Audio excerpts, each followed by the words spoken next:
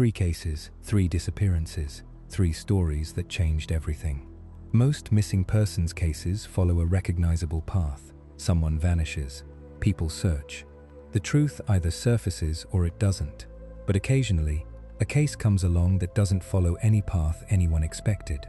The details are too strange, the twists too sharp, and by the time everything is over, the story looks nothing like it did at the beginning. The 3 cases in this video are exactly that.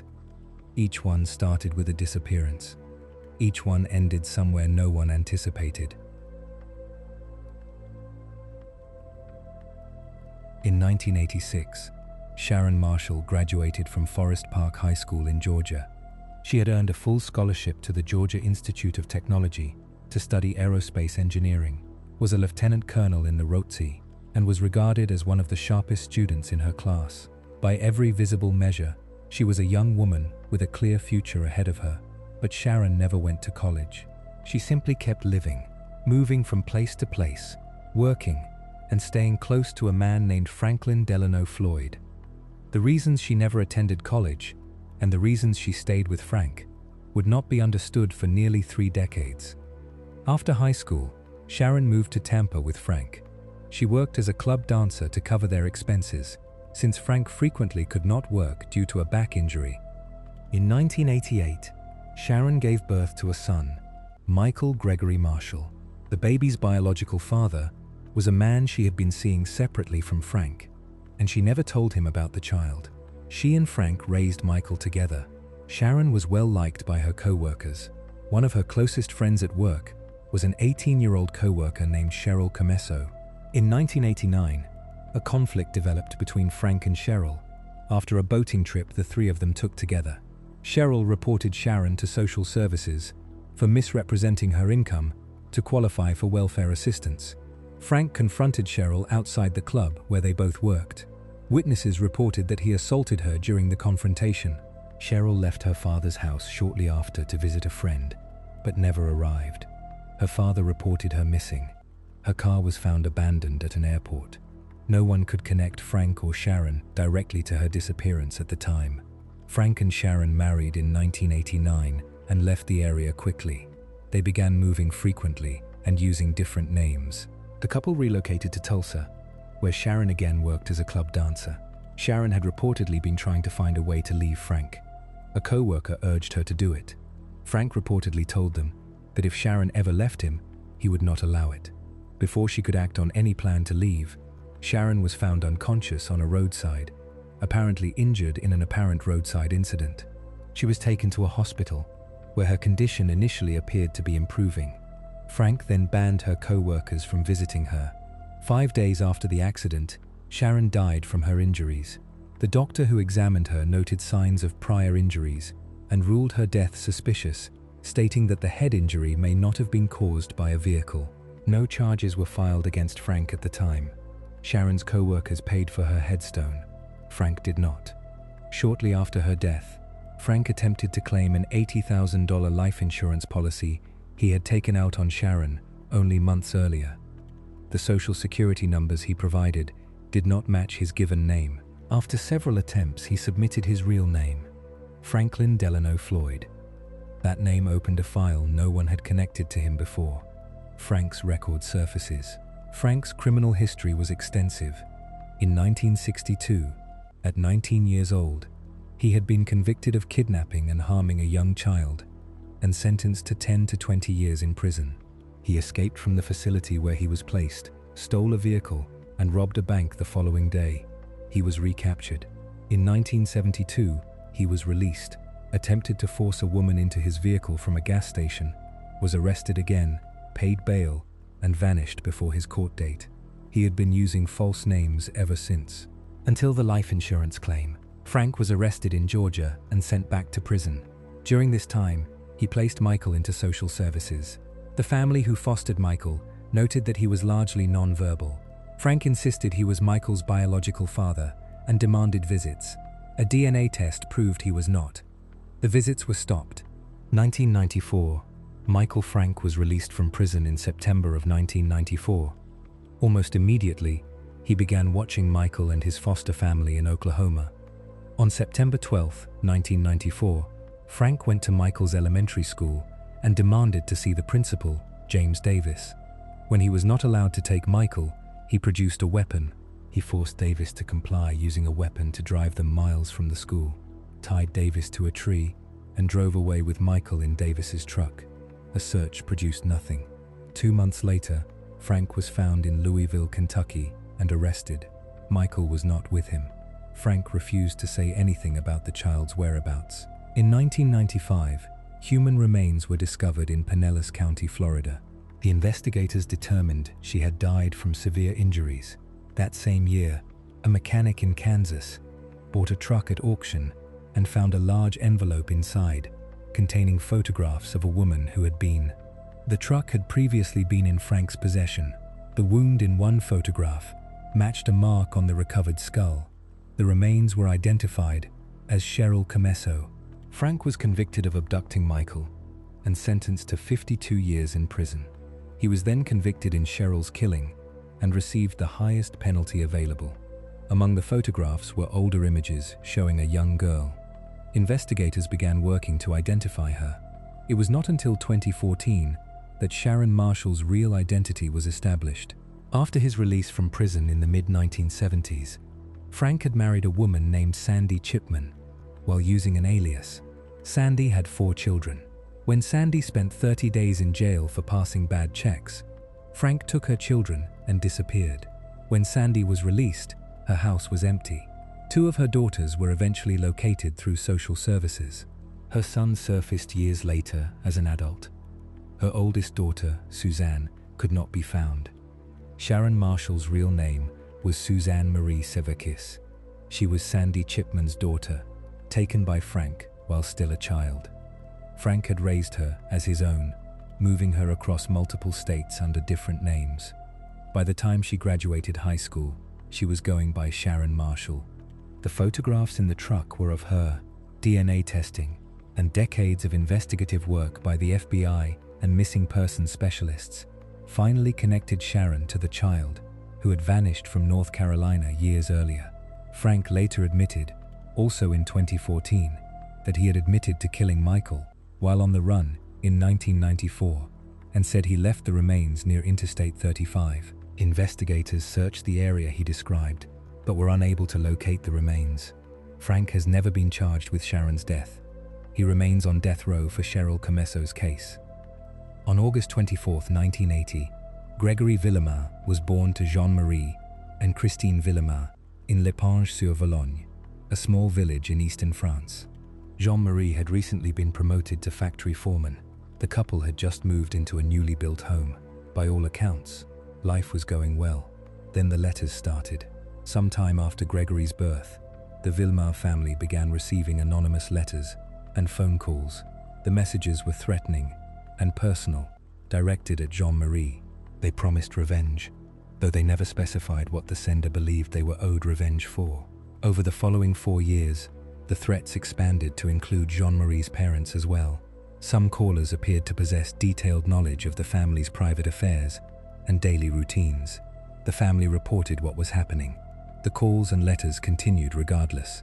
On October 16, 1984, 4-year-old Gregory was playing in the garden outside the family home. Christine stepped away briefly. When she went to check on him, he was gone. She drove through the village looking for him, while police began a search. No one had seen anything. That evening, Gregory's uncle received a phone call. The person on the line stated that they had claimed Gregory had been killed and placed in the river. They said they had their revenge. The following morning, Jean-Marie found a letter that appeared to have been sent around the time Gregory was taken. It read, "I hope you die of grief, boss. Your money won't bring back your son. Here's my revenge, you." Gregory's body was found near Docelles along the Vologne River, 7 kilometers from his home. He died by drowning. His he had been restrained. The case became one of the most followed criminal investigations in modern French history. The anonymous sender was referred to in the press as Le Corbeau, the Crow, a reference to a well-known French film involving anonymous letters. Handwriting experts and a witness statement pointed investigators toward Bernard Laroche, a cousin of Jean-Marie. Laroche was arrested and questioned in 1985, based on a statement from his 15-year-old sister-in-law. Laroche denied everything. The sister-in-law then withdrew her statement, saying it had been coerced. Laroche was released. Jean-Marie told reporters that he believed Laroche was responsible for his son's death and that he would act on that belief. Days after Laroche was cleared, handwriting experts issued a new finding. The letters may have been written by Christine, Gregory's mother. 4 days after that finding, Jean-Marie went to Laroche's workplace and fatally shot him as he was leaving the building. Jean-Marie was convicted of murder and sentenced to 5 years in prison. Christine was subsequently charged in Gregory's death. She was pregnant with twins at the time. She refused to eat for 11 days in protest of the charge. She was eventually freed when an appeal found the evidence against her insufficient. She was not officially cleared until 1993. Jean-Marie served 2.5 years before his release in 1987. Years of investigation, no resolution. In the years that followed, the case was reopened multiple times. Testing was conducted on the letters, on the rope used to bind Gregory, and on DNA from his clothing and from the saliva on the stamps. Every test came back inconclusive. In 2017, the case was reopened again. 3 arrests were made, involving Gregory's great-aunt, great-uncle, and aunt. No charges resulted. The magistrate who oversaw the original 1984 investigation, Jean-Michel Lambert, died by suicide in 2017, citing the lasting weight of the case and the criticism he had faced for decades. In December of 2020, investigators began using a method called stylometrics, a technique analyzing patterns of language, syntax, and punctuation, to compare the threatening letters to writing samples from those connected to the case. A new suspect was identified but not named publicly. The identity of Le Corbeau has never been officially confirmed. No one has been convicted of Gregory's case.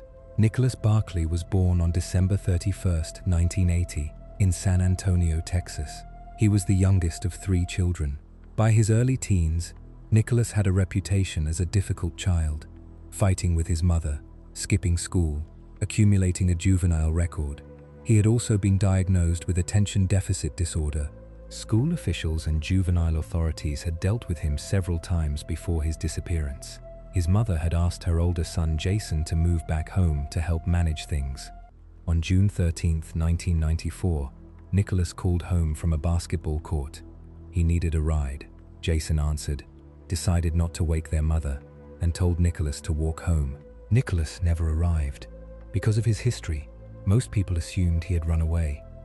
That belief was reinforced by a court hearing scheduled for the following day to determine whether he would be sent to a rehabilitation program. Eventually, his mother pushed for a formal investigation. It produced nothing. Authorities entered Nicholas into national missing persons databases, but no verified sightings emerged. 3 months after Nicholas disappeared, Jason called police to say he could hear his brother breaking into their garage. When officers arrived, there was no sign of forced entry and no sign of Nicholas. No explanation for the call was ever given. 3 years passed. Then, in 1997, the Barkley family received word that Nicholas had been found in Linares, Spain, after escaping from a criminal network that had held him for 3 years and moved him to Europe. Spanish authorities had been alerted after the young man was discovered wandering near a youth shelter and claiming to be an American teenager. During that time, he had allegedly been forced to speak only French. Nicholas's older sister, Carrie, flew to Spain to retrieve him. Nicholas appeared anxious that she would not recognize him. He kept a hat and sunglasses on during their first meeting. When shown family photographs, he appeared to recognize people and recalled specific details. He made only one mistake during a police identification test and was cleared to return to the United States. Back in San Antonio, the family noticed things that didn't match. Nicholas had been blonde with blue eyes when he disappeared. The young man who returned had dark hair and brown eyes. He explained that the people who held him had altered his appearance to prevent identification. He also spoke with a French accent, attributed to 3 years of being forced to use only that language. The family accepted his explanations and asked investigators to close the case. A film crew documenting Nicholas's return brought along private investigator Charlie Parker, who became suspicious. He compared photographs of the man's ears to photographs from before Nicholas disappeared. Ears do not change with age. They did not match. Parker also noted differences in facial structure and eye color. By February of 1998, 5 months after Nicholas returned, the FBI obtained a court order to collect fingerprints and DNA. The results confirmed that the man living with the Barclays was not Nicholas Barclay. He was Frédéric Bourdin, a 23-year-old French national with more than 500 documented false identities and a long history of posing as missing minors across Europe. He had previously posed as teenagers in several countries and was known to law enforcement as the chameleon. Bourdin pleaded guilty to identity-related charges and false statements and was sentenced to 6 years in prison. After Bourdin was identified, questions shifted to the family. Bourdin later said that Carrie had helped prepare him before the police identification test in Spain, coaching him on who people were in the photographs. He also claimed he had chosen Nicholas's identity after seeing information about the missing boy and believing the age difference might not be noticed. He said Jason had shown no warmth toward him at any point and had only said good luck upon meeting him. The phone call Jason had made 3 months after Nicholas disappeared was noted by investigators as behavior occasionally observed when someone with knowledge of the missing person's outcome attempts to suggest the person may still be alive. Before any investigation into Jason could proceed, he died of a fatal overdose. His serious substance abuse issues had been ongoing for years. No charges were ever filed in connection with Nicholas's original disappearance. The National Center for Missing and Exploited Children later released age-progressed images and continued to classify Nicholas as an active missing person. Nicholas Barkley has never been found. The first lesson from Sharon Marshall's case is about what happens when a child has no documented identity. Sharon was moved across state lines under different names from childhood.